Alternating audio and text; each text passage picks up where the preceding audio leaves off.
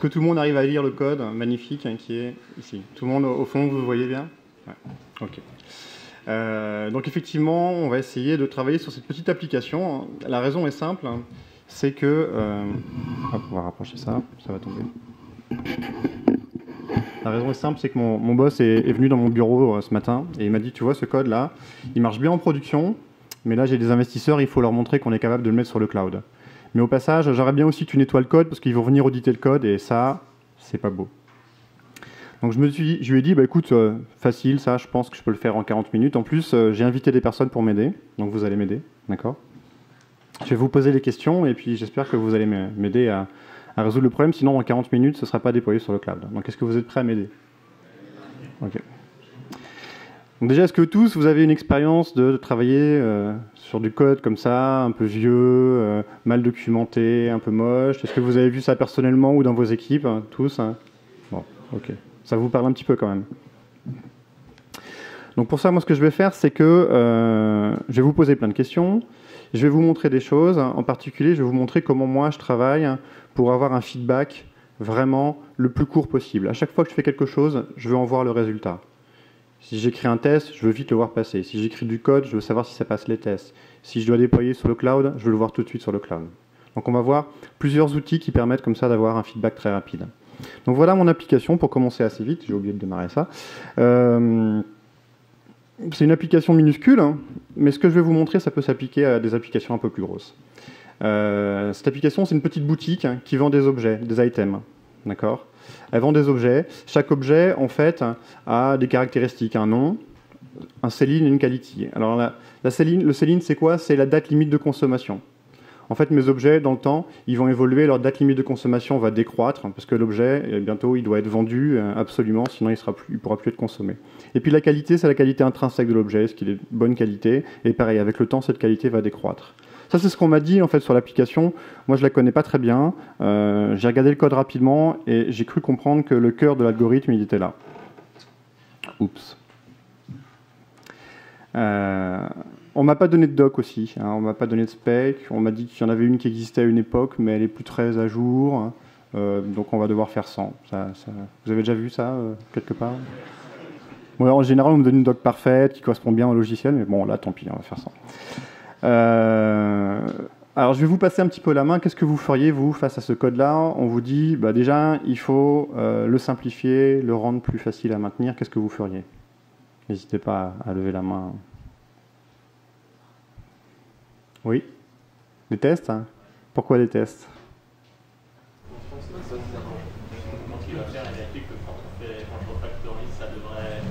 Ouais. Alors effectivement, ce serait une bonne idée d'écrire quelques tests ou de voir les tests qui existent pour voir si plus tard, quand on touche au code, on casse le code ou pas. Et donc ça, un des seuls moyens de le faire, c'est avoir des tests manuels ou automatiques. Donc je vous propose d'aller voir les tests qui ont été écrits par mon prédécesseur. Apparemment, le budget a été coupé à la fin du projet. Bon, c'est pas grave, on va faire ça. Si j'avais un peu plus de temps, je pense que parmi vous, plein de personnes auraient des idées sur d'autres façons de retoucher le code, mais partons sur l'hypothèse que notre stratégie va être d'écrire des tests pour construire un filet de sécurité. Ce filet de sécurité nous permettra de retoucher au code et on vérifiera par les tests si on a cassé quelque chose ou pas. Premier test, qu'est-ce que vous feriez comme test? Vas-y, j'en ai 40 minutes. Ajouter un item. Vous dites, oh, tiens, je vais essayer de voir si je peux ajouter un item dans la boutique. Ok. D'autres idées? Vérifier qu'un nouvel item a une qualité maximum. Qu'un nouvel item a une qualité maximum. Alors, ça, pourquoi vous me dites ça, en fait? C'est quoi l'idée derrière? Les items, ils ont un cycle de vie. Oui. A priori, c'est ça qui est à la base de l'algorithme. Oui. Donc, il faut vérifier que le cycle de vie est bien respecté. Vérifier que le cycle de vie est bien respecté, d'accord. Alors moi, je ne connais pas du tout le cycle de vie des items, là. Donc si je devais le vérifier, en fait, je ne saurais pas trop quoi vérifier. Mais c'est effectivement, c'est une approche, on va dire, fonctionnelle. Je vais essayer de voir fonctionnellement ce que ça fait. Une autre idée, hein? Voir si ça plante pas déjà. Comment? Voir si ça plante pas déjà. Voir si ça plante pas, exécuter le code, voir si ça plante pas. Alors moi, ce que je vous propose, c'est un mélange un peu de tout ça. On va expérimenter le code, donc on va voir s'il plante pas. On va voir ce que répond le code, comment il se comporte. Et puis on va le considérer un peu comme une boîte noire. On va appeler des méthodes, on va voir ce qu'il en ressort. Hop, ça nous fait un test. Il faut que la prochaine fois, quand j'appelle la même chose, il en ressort la même chose. Donc ça va être vraiment une approche très systématique pour écrire des tests sur un système existant, hein. C'est couvrir le système par un harnais de sécurité en jouant avec le code, et en voyant ce qu'il en ressort. C'est une approche qui n'est pas très fonctionnelle, en fait. Je ne vais pas forcément chercher à comprendre comment le code fonctionne ou ce qu'il est censé faire. Je vais plus explorer façon boîte noire. OK ? Donc on y va. On va écrire... ce que je vous propose, c'est... on va juste lister les items tels qu'ils sont actuellement dans ma boutique. Pour ça, on va construire une nouvelle boutique. On va lui demander ces items. Et puis, on va dire, tiens, je vais voir les noms. Je vais voir les noms de mes items. Et puis, il faut que tous les noms, ce soit exactement... Et là, je m'apprête à saisir la liste des noms. Mais en fait, j'ai une meilleure idée. Je vais demander au test quelle devrait être... Enfin, je vais demander au code quelle devrait être la liste des noms. Je ne vais pas aller chercher dans le code, c'est quoi la liste, je vais essayer de la comprendre. Non, je demande au code. Donc pour ça, j'ai une façon simple, c'est que je vais lancer le test. En fait, même, je vais tricher. J'ai un petit outil qui s'appelle Infinitest dans mon IDE, qui à chaque fois que je sauve, enfin que je compile mon application, va lancer les tests pour moi. Et vous voyez là, j'ai même pas lancé le test, il m'a dit, mais toi tu t'attends ici à avoir une liste de noms vides, en fait la liste des noms c'est ça. Je me dis, bon, tiens, personne ne regarde, copier-coller, hop, copier-coller, oups, excusez-moi. Donc là j'ai une liste de noms, il y a des quotes, je vais remplacer les quotes par des doubles quotes.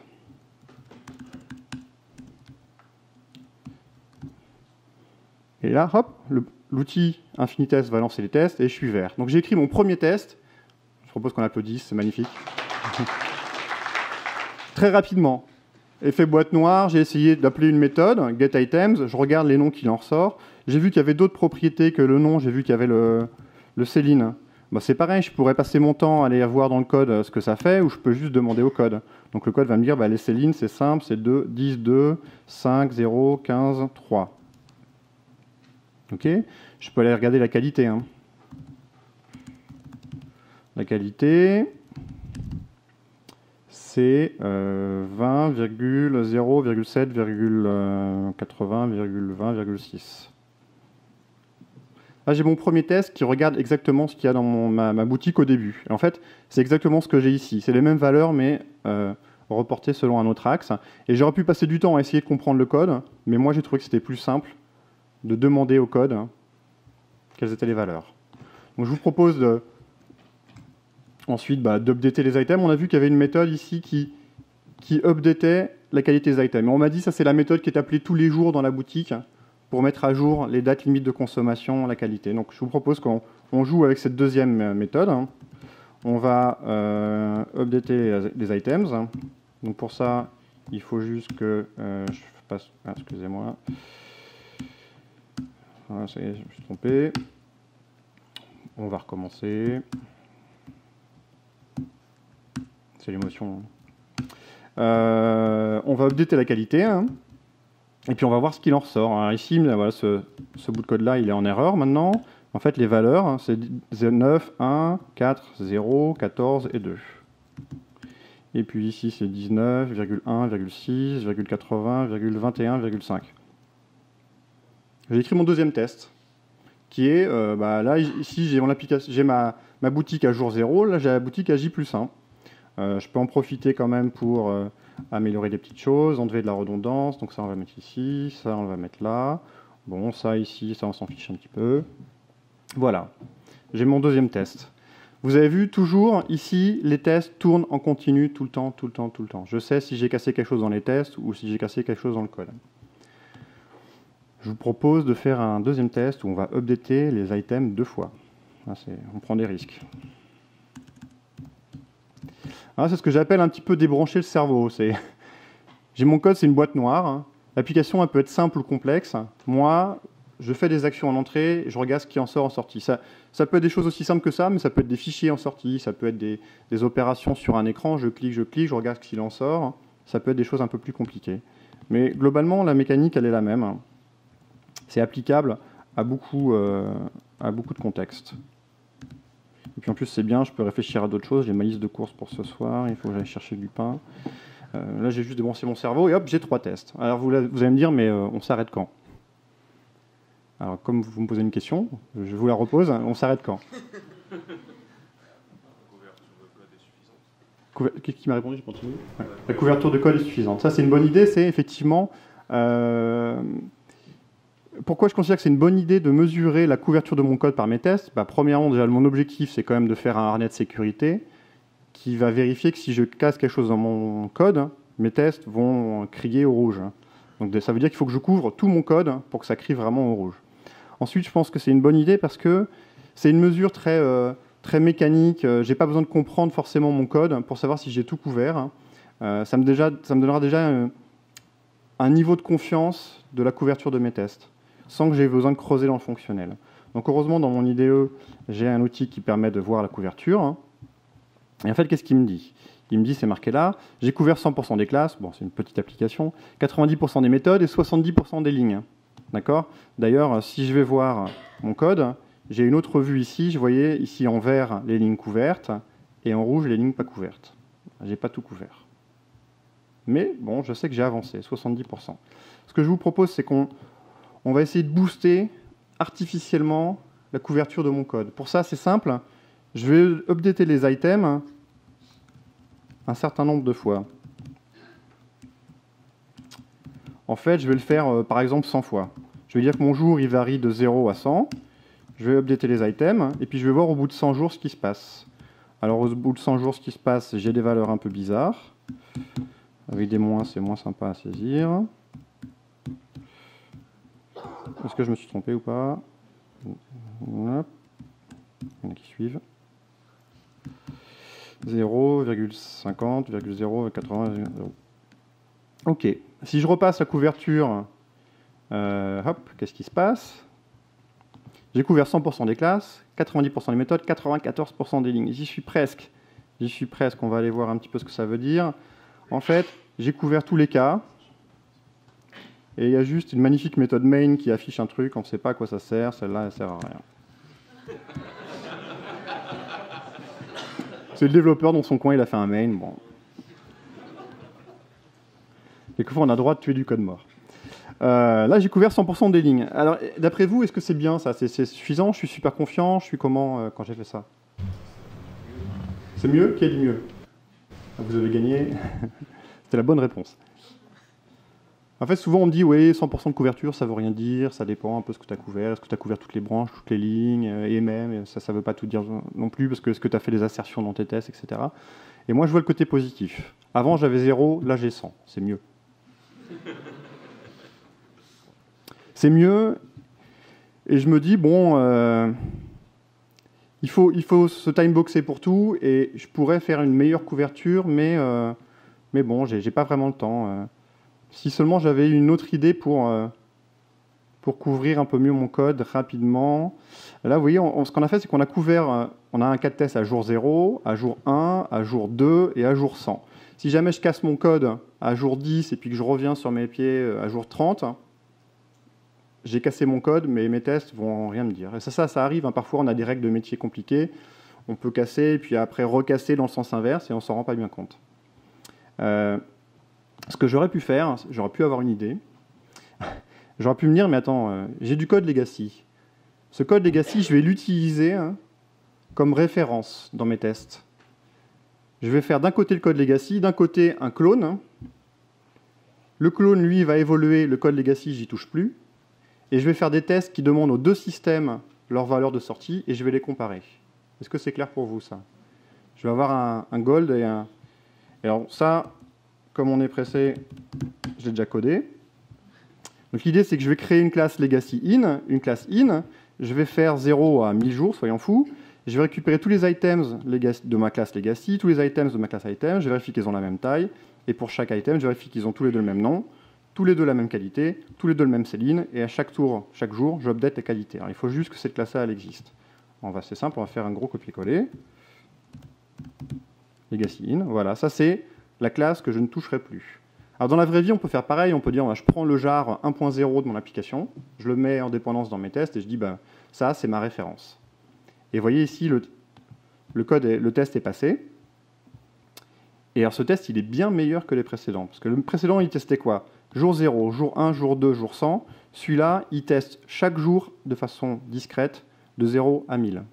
Donc si je casse quelque chose de 0 à 1000, je vais m'en rendre compte. Bon, là, mon application, elle peut tenir 1000 jours sans que je casse le fonctionnement. OK? Ça, c'est une idée. Alors, dans la vraie vie, on avait donné, avec un ami, on avait donné pour un concours qu'on organise qui s'appelle Code Story, on avait donné ce bout de code-là à 13 binômes. 13 binômes pour qu'ils fassent la même chose que ce que je viens de faire. Sur les 13 binômes, il y a 2 binômes qui ont eu l'idée, comme ça, d'utiliser l'application existante comme référence.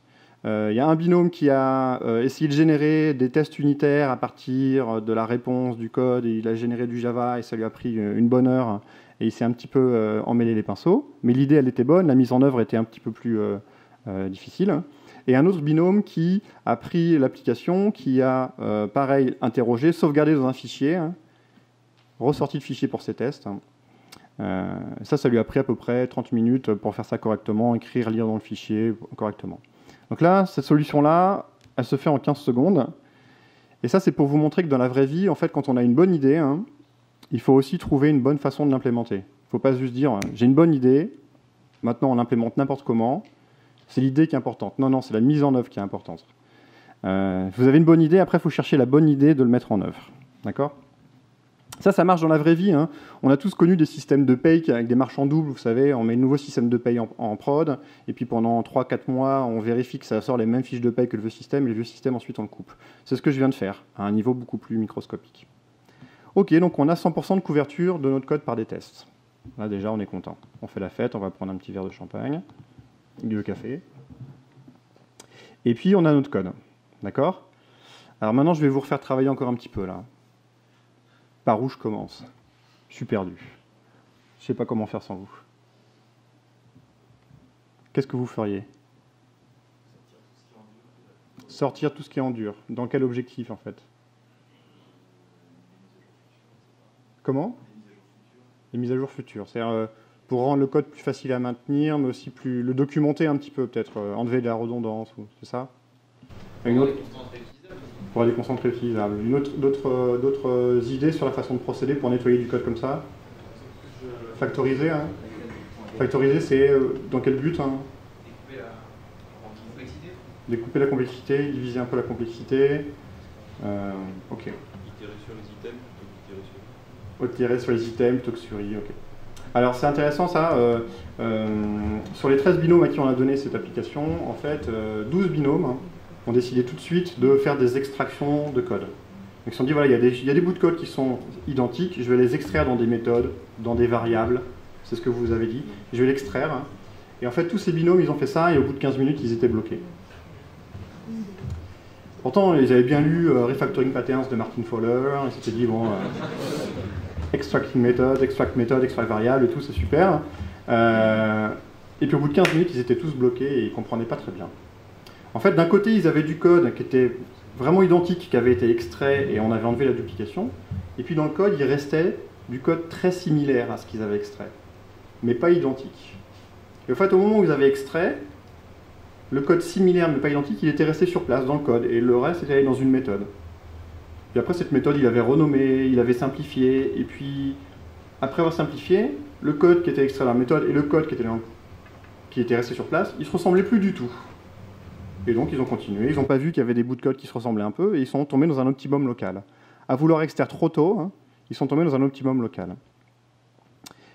Pour la petite histoire, il y a un binôme qui a essayé de... Nous, on leur avait demandé de rajouter une fonctionnalité dans le code. Ils se sont dit, nous, on va y aller sans test, sans rien.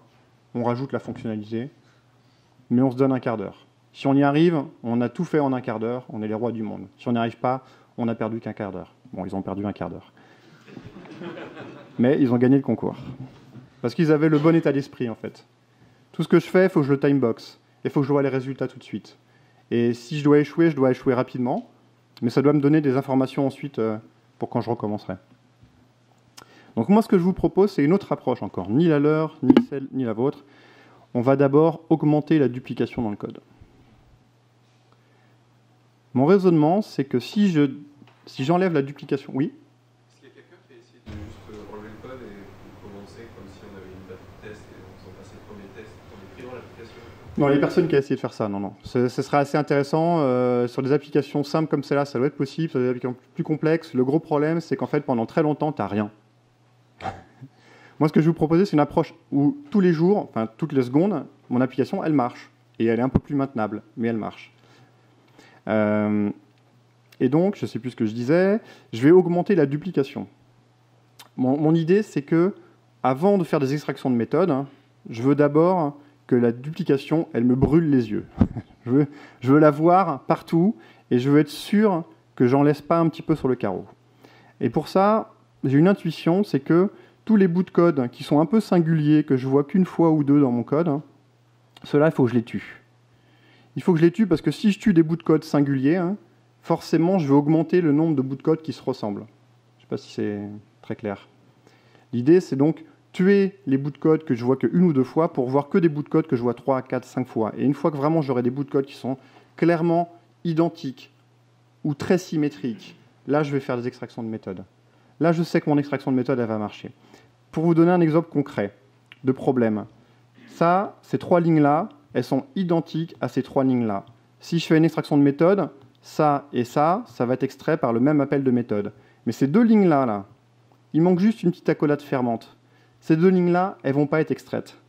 Et donc, dans 10 minutes, j'aurai un bout de code qui teste la qualité à 50 dans une méthode, et puis un bout de code ici qui teste la qualité à 50, et je ne verrai plus que c'est des choses qui sont similaires. Je ne les verrai plus. Donc moi, je veux d'abord montrer qu'elles sont identiques, pas similaires. Un autre petit exemple, vous voyez ici, j'ai des if items.getName equals un nom. Vous voyez le if. Et puis à des endroits, j'ai des if not items getName. Si je regarde dans le code, j'ai moitié de if not sur le name. Moi, ce que je voudrais, c'est tuer tous les if not. Comme ça, j'aurai que des if. Comme ça, j'aurai plus de choses complètement identiques. Donc, mes extractions de méthode, j'ai l'intuition que ça marchera mieux. D'accord? Donc, ce que je vous propose, c'est qu'on va jouer à Guignol. Dès que vous voyez un if not, vous me dites le numéro de la ligne. Et quand on a un if not, c'est très simple, on demande à notre IDE de le refactorer. On va dire à l'IDE, tu vois if not, tu le remplaces par un if. D'accord? If not, if not. D'accord? Si vous voulez faire ça tout seul, je vous invite à le faire, c'est marrant. Il faut prendre la condition que dans le if, il faut l'inverser. A ou B, ça fait non A et non B. Et puis les deux jambes du if, il faut les inverser. Ou alors, vous demandez à votre IDE de le faire. D'accord? Guignol, alors oui, if not, voilà, ligne 45. If not, oui, ça, là aussi je peux penser à ma liste de courses. Hein. If not. Alors là, j'ai augmenté la duplication. Maintenant, j'ai plus que des if, getName, donc j'ai exactement le même pattern sur le test des noms. Par contre, j'ai un peu augmenté la taille de mon code, donc c'est un peu plus le foutoir qu'avant. Mais bon. Je vais continuer comme ça. Alors juste avant, il y a quand même mon IDE qui hurle un truc, et quelqu'un l'avait dit dans la salle. Ici, j'ai un for i égale quelque chose, et mon IDE, il me dit, ça, tu devrais le remplacer par un for each en Java. Donc on va lui demander de le faire, hein, puisqu'il sait le faire. Pareil, ça va faire le à la main, c'est marrant. Ça, on va quand même, juste pour la lisibilité, on va le sortir dans une méthode. Bon, voilà. Donc en fait, la boucle, elle itère sur tous les items, et elle appelle cette méthode updateQuality. Ah, alors qu'est-ce que j'ai comme pattern singulier encore? Alors j'ai dit, j'ai que des if. Ah oui, mais celui-là, j'ai un if A ou B. Ça, mon IDE, il me propose de le couper en deux if. If A ou B, ça fait if A, else if B. If B. D'accord? Ça, il l'a fait tout seul aussi à la main, c'est facile. Donc là, ça lui donne des choses marrantes du style, si c'est du bris et qu'en plus c'est un backstage pass, donc ça, c'est plus possible. Alors là, j'ai tous les tests qui passent tout le temps. Là. Dès que je sauve ou je compile, là, tac, j'ai les tests qui passent. Ici, vous devez voir quelque chose qui vous dit Infinite Test Success. Il a passé tous les tests. Donc tout ce que je fais, je sais que je ne casse pas mes tests. J'espère que ça veut dire que je ne casse pas l'application. Normalement, j'ai travaillé pour avoir une belle couverture. Ici, si c'est du backstage et qu'en plus c'est du backstage, ça, on peut l'enlever. Hop. D'accord? Donc maintenant, voilà, j'ai si c'est du bris, sinon si c'est du backstage, sinon, j'aimerais bien dire sinon si c'est sulfuras. On voit bien, j'aimerais bien avoir quelque chose d'un peu symétrique. Si c'est du bris, si c'est du backstage, si c'est sulfuras. Pour ça, j'ai ce petit if là qui m'embête. Qu'est-ce que vous me proposez avec ce if? Inverser celui-là et celui-là, ouais. En fait, c'est facile, effectivement, parce que en fait, on pourrait décomposer un peu le mouvement. C'est pas vraiment que j'inverse les ifs, c'est plutôt que les ifs qui sont à l'extérieur, je vais les copier à l'intérieur. Je vais le copier à l'intérieur, regardez. Ça, c'est exactement le même code, d'accord? Mais en fait, ici, ce if, il est vide. Et puis ici, le else, tout à coup, maintenant, je peux le merger. Là, j'ai juste décomposé pour vous montrer. Effectivement, vous avez l'intuition qu'il fallait inverser les deux ifs, mais pour ça, on peut dire le if qui englobe, je le copie à l'intérieur, j'augmente la duplication, puis ensuite, je peux la tuer. Et donc là, j'ai quelque chose qui est si c'est du bris, si c'est du backstage, si c'est sulfuras, si non. Ici, j'ai si c'est sulfuras. Et puis ici, j'ai si c'est du bris, si c'est backstage, else if. Sinon, j'ai un peu le même problème. Alors regardez, ici, ça c'est quoi en fait? C'est un if else. Ce return, l'IDE me dit ça sert à rien. Et puis le if, je peux le rentrer à l'intérieur, c'est pareil. Et puis à ce moment-là, je peux merger mes ifs. D'accord? Ça n'a pas été trop vite. Et là, j'ai introduit de la symétrie dans mon code. On ne voit pas encore parce que je suis obligé de scroller. Normalement, vous allez vous sentir un petit peu mal, vous allez avoir envie de vomir d'ici quelques minutes, mais malheureusement, c'est ça qui nous arrive, c'est ça qui arrive à notre cerveau quand on est sur du code legacy. On passe notre temps à scroller. Ah oui, mais j'ai déjà vu un truc comme ça là-haut. Ah non, mais je l'ai déjà vu en bas. Ah non, mais il est dans la classe là-bas. On passe notre temps à faire ça. Donc nous, on va essayer aussi de travailler sur ces problèmes-là de compacité, on va voir. Mais bon, on a quelque chose de symétrique. Si c'est du bris, si c'est backstage, si c'est sulfuras. Si c'est sulfuras, si c'est du bris, si c'est backstage, si c'est sulfuras. Tiens, sulfuras, si c'est sulfuras, on fait rien. Si c'est sulfuras, on fait rien. Si c'est sulfuras, on fait rien. Bon, ça, je commence à comprendre le fonctionnel, en fait. Sulfuras, on fait jamais rien. Donc on va mettre une garde en haut. Si c'est sulfuras, on fait rien. Les tests passent toujours. Donc je peux enlever mon code qui sert à rien. Hop. Vous voyez, à force de malaxer mon code, je commence à le comprendre. J'ai pas lu les specs, on m'a pas expliqué, mais je commence à comprendre un petit peu ce que ça fait de façon partielle. Ok, on disait donc revenir à notre stratégie qui était de tuer les singularités. Donc vous voyez ça, ces trois lignes-là, je les retrouve ici, je les retrouve ici, je les retrouve ici, et il y a toujours ces deux lignes-là qui m'embêtent parce qu'elles ne sont pas identiques. Alors là, on peut rebrancher un peu le cerveau. Qu'est-ce qui se passe? Avant d'incrémenter la qualité, je vérifie si la qualité elle est inférieure à 50. Parce qu'en fait, la qualité, globalement, elle ne peut pas monter au-dessus de 50. Et donc ici, avant d'augmenter la qualité, je vérifie si c'est 50. Et avant d'augmenter, je vérifie si c'est 50. Donc le fait de vérifier juste avant d'augmenter, ça veut dire que la clause ici qui englobe tout, elle ne sert à rien. Elle ne sert à rien parce que j'en ai déjà une ici avant d'augmenter. Donc je pourrais très bien fermer mon test ici, ça ferait la même chose. Alors ça, c'est bien d'avoir l'intuition, c'est bien d'essayer de comprendre, c'est bien aussi d'avoir des tests qui valident mon intuition, d'accord? Donc là, maintenant, là, ça me brûle les yeux. Ça y est, je vois, ces trois lignes-là, c'est les mêmes partout. Partout où il y a marqué inférieur à 50, c'est exactement le même bout de code. Il n'y a aucun bout de code qui ressemble de près ou de loin. Donc je peux l'extraire. Ça y est, je pense que c'est le moment. Donc ça, qu'est-ce que ça fait? Qualité plus 1. Increase 1. Quality. D'accord? Il me dit, voilà, j'ai trouvé 4 autres morceaux pareils. Est-ce que tu veux le faire? Oui. Oh oui, je veux tous les remplacer. D'accord? Donc il l'a fait tout seul. Ça, c'est l'autre leçon du jour. C'est votre IDE, c'est faire plein de choses. Il faut l'utiliser, votre IDE. Vous développeurs, il faut qu'il l'utilise. Il faut qu'il sache le manier. C'est un outil. Ensuite, j'ai du code similaire là, sur supérieur à 0. Supérieur à 0, je décrémente. Supérieur à 0, je décrémente. Il n'y a aucun autre endroit identique. Ça, c'est bon. C'est candidat pour le decrease quality. Tac. D'accord? Donc il m'a sorti un decrease quality, un increase quality. Et voilà mon code qui commence presque à tenir sur une page. Il commence presque à tenir sur une page, mais pour qu'il tienne sur une page et que j'arrête de scroller et j'arrête de vous rendre malade, je vais casser les règles. Je vais enlever les accolades. Ouh. Ça, vous avez l'architecte en chef qui arrive. Oh là là, mais les règles de codage, le checkstyle, le sonar et tout ça, qu'est-ce que tu en fais? Et là, vous lui dites, mon problème pour l'instant, c'est de comprendre le code. C'est de faire tourner tout dans mon cerveau. Et plus c'est gros, plus c'est dur. Donc là, je réduis. On verra plus tard pour le rendre lisible. En attendant, ça passe quand même les tests et ça peut aller en prod. Et le code, maintenant, il est plus simple. Alors vous voyez, le code il est plus simple et maintenant que ça tient sur une page, je vois bien que j'ai si c'est du bris, si c'est du backstage, si non. Si c'est du bris, si c'est du backstage, si non. Mais en fait, il y a ces deux lignes-là qui viennent m'embêter. Ces deux lignes-là, c'est une sorte de muraille de Chine ou de mur de Berlin entre mon code du haut et le code d'en bas. on sent bien que les if en haut et les if en bas, je pourrais les fusionner. Hein. Je pourrais très bien dire, si c'est du bris, alors je fais ça, et puis je fais ça. Si c'est du backslash, je fais ça, et puis je fais ça. Mais il y a ces deux lignes-là qui nous embêtent. Ces deux lignes-là qui nous embêtent, mais on a appris à résoudre le problème. Hein. Pour résoudre le problème, il faut toujours augmenter la duplication. D'accord ? Cette ligne-là, ici, on va la copier dans chaque if.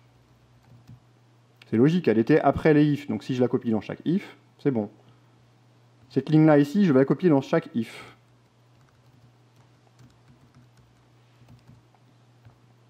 Ici, je vais casser les règles. On dit, moi, je ne veux pas d'accolade. Quand est-ce que tu vas comprendre ça ? Et voilà. Ici, en fait, j'avais du code qui me gênait. Hein. Je l'ai dupliqué. Hein. Et tout à coup, mon code qui est là et mon code qui est là, ils ont la même structure, ils sont très symétriques, et je peux les merger. Je peux dire, ça remonte comme des petites bulles. Regardez, tac, tac, tac, tac, tac, tac, tac, hop, ça passe toujours les tests. Tac, tac, tac, tac, tac, tac, tac, hop, ça passe toujours les tests. Et maintenant, j'ai du code mort. D'accord ? Donc ici, j'ai du code maintenant qui commence à se ressembler, mais il y a ce bout de code-là qui est le même partout, mais vous savez, il était entre mes deux if, et puis je l'ai copié, j'ai dupliqué, j'aimerais bien quand même m'en débarrasser. Pour ça, il faut que je le sorte du if, encore, le faire monter encore plus haut. Donc on y va, l'idée c'est de se dire, voilà,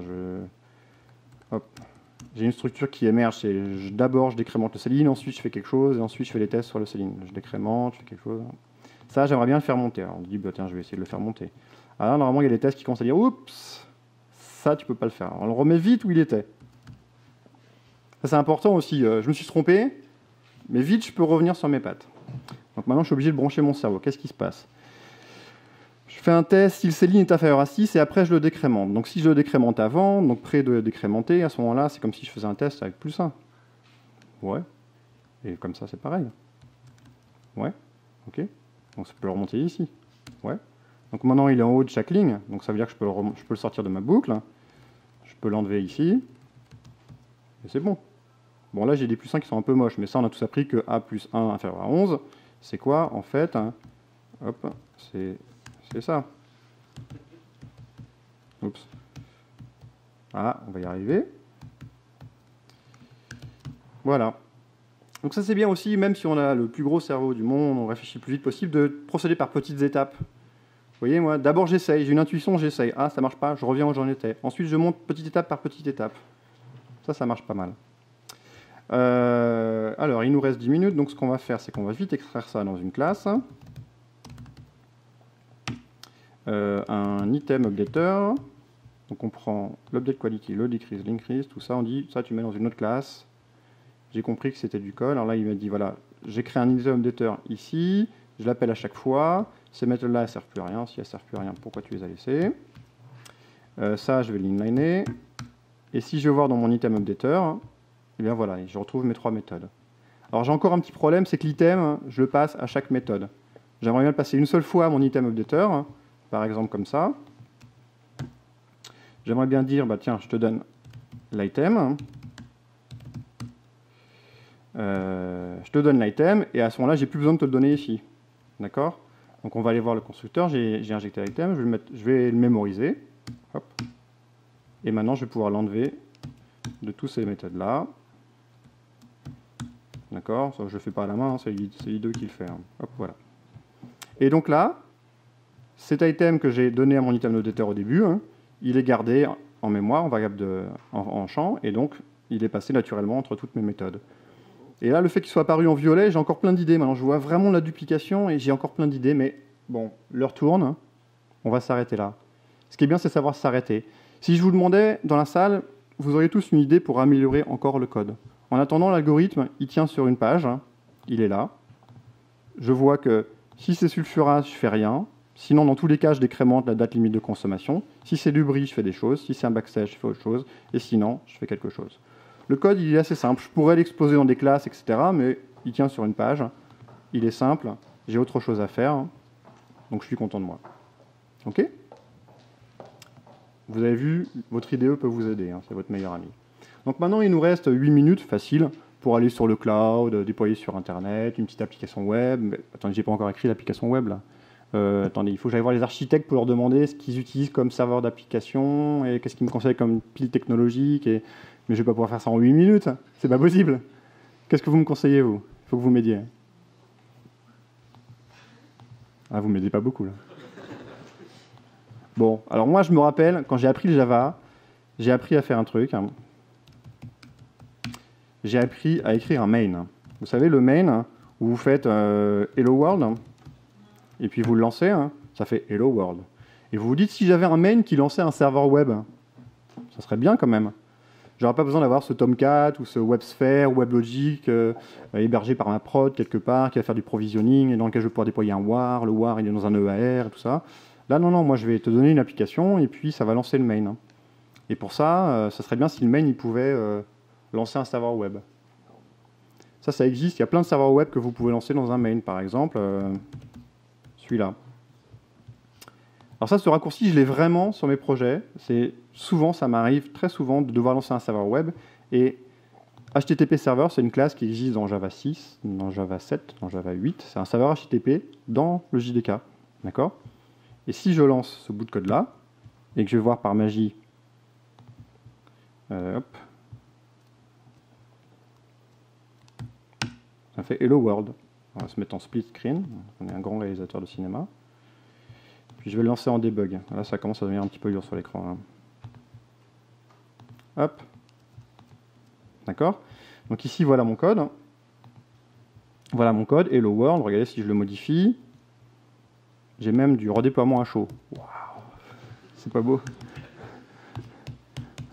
Bon, ok, pas besoin de recopier dans un WAR, dans un jar, tout ça. Feedback rapide. Encore une fois, feedback rapide. Donc maintenant, si je dois faire une application web et la déployer sur le cloud, ça serait bien de vérifier que je suis capable de déployer sur le cloud avant tout. Donc on y va. Ce que je vous propose, c'est qu'on va le déployer avec CloudBees. CloudBees, je ne sais pas si vous connaissez, il y a plein de services sur le cloud. CloudBees, ça marche bien. On va le tourner pendant que je parle. Lui, qu'est-ce qu'il va faire? Il va prendre mon application, il va en faire un zip avec Maven, et puis il va envoyer ce zip sur Internet. Il va en faire, ça va provisionner une machine qui va tourner ici du Java 8. Ça va le déployer sur les serveurs et ça va le démarrer en me donnant une URL pour l'atteindre. On va vérifier qu'on a déployé notre magnifique Hello World. Vous voyez, là maintenant je suis sur usi.retour1024.u.cloudnet.1. J'ai un Hello World. J'ai déployé mon application sur le cloud. C'est pas beau ça? Bon, vous me dites c'est un Hello World. Là. Le boss il arrive, c'est pas sûr que tu aies ta promotion. Donc ce qu'on va faire, c'est qu'on va déjà sortir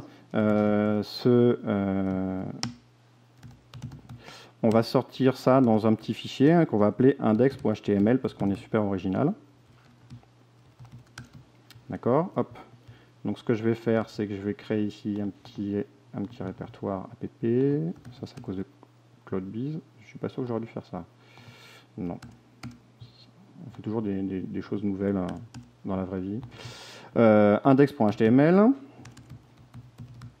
Et puis on va écrire hello Uzi. D'accord? Hop. Et on va vérifier que ça marche. Alors là, je ne sais pas s'il faut que je relance mon serveur. Je ne sais plus ce que j'ai fait.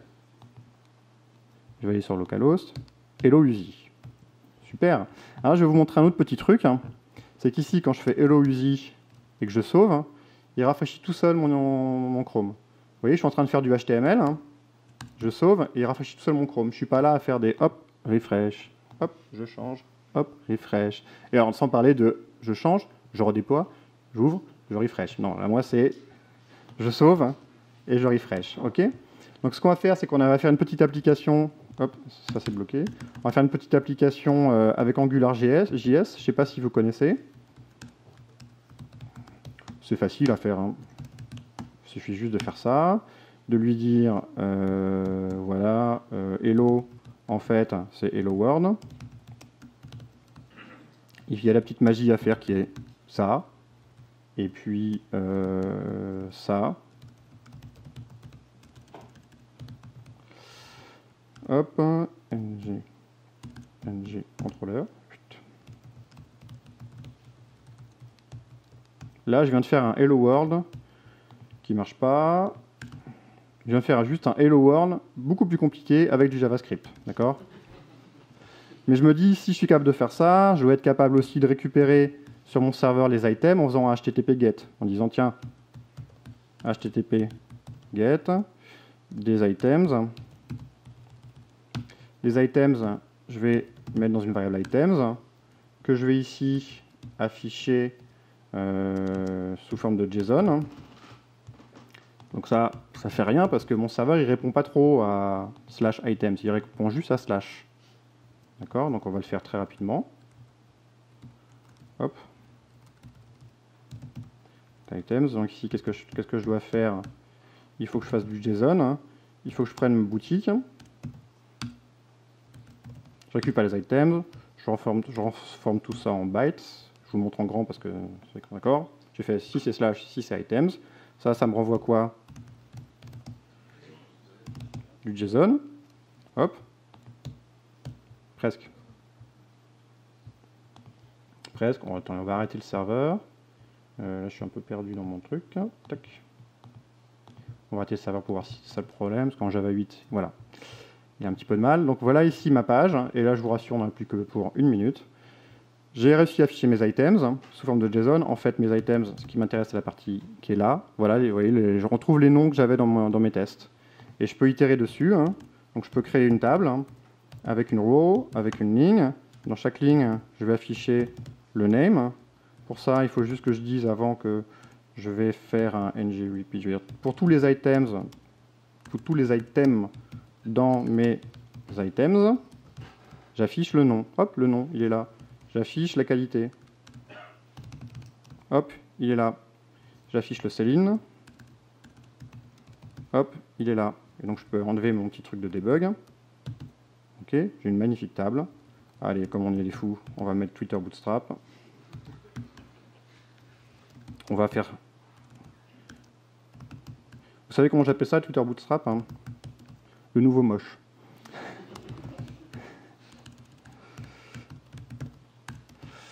Voilà, et puis comme c'est du Twitter Bootstrap, soyons fous, on va faire une navbar.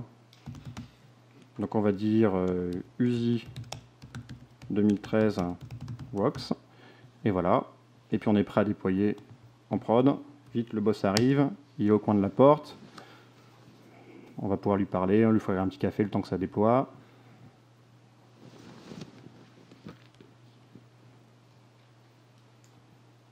C'est la partie la plus longue en fait, le déploiement. C'est compliqué, il faut envoyer un petit zip.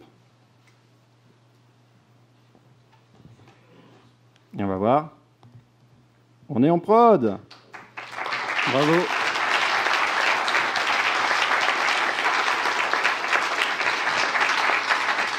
Bravo David.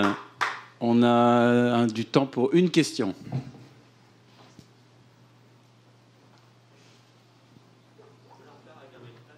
Comment? Du vrai legacy. Est-ce qu'on peut le refaire avec un mainframe, c'est ça? En fait, toutes les techniques que je vous ai montrées, l'idée, c'est elles sont applicables à tout ce que vous faites d'une façon ou d'une autre. La première technique de feedback rapide, vous pouvez l'appliquer à tout ce que vous faites. Vous pouvez même l'appliquer dans des milieux qui n'ont rien à voir avec l'informatique et il vous faut un feedback rapide sur tout ce que vous faites. Sinon, comment vous pouvez savoir que vous allez dans la bonne direction? Ça, c'est important. Vous voyez la flèche, la croix sur la fenêtre du hublot. Voilà, ça sert à savoir où on va et à s'en rendre compte très vite.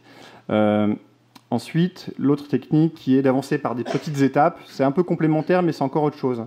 C'est décomposer le mouvement.